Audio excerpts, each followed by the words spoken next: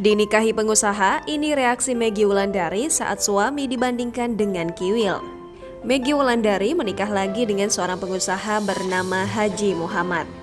Maggie Wulandari dan Haji Muhammad lebih dulu menikah secara agama yang kemudian diresmikan secara negara pada 15 Desember 2020.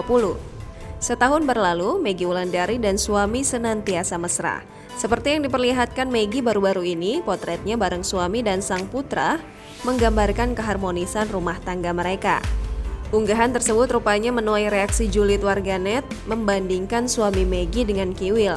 Seperti diketahui, Maggie Wulandari sempat menjadi istri kedua Kiwil.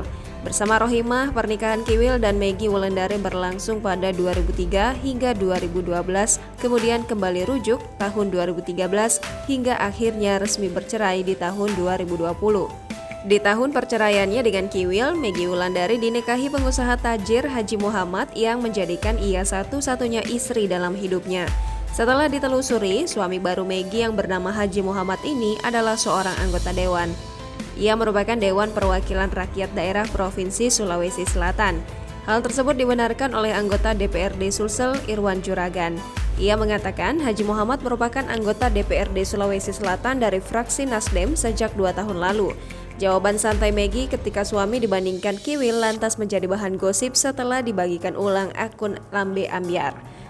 Sementara itu, kehidupan komedian Kiwil di tahun 2021 penuh dengan lika-liku. Setelah pernikahan sirinya dengan Eva Belissima terbongkar, Kiwil langsung digugat cerai istri pertamanya Rohimah.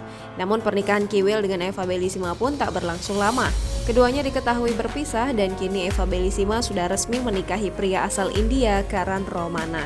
Kiwil sendiri juga sudah menikah lagi dengan Fenty Vigianti. Jangan lupa subscribe, share, komen, dan like ya!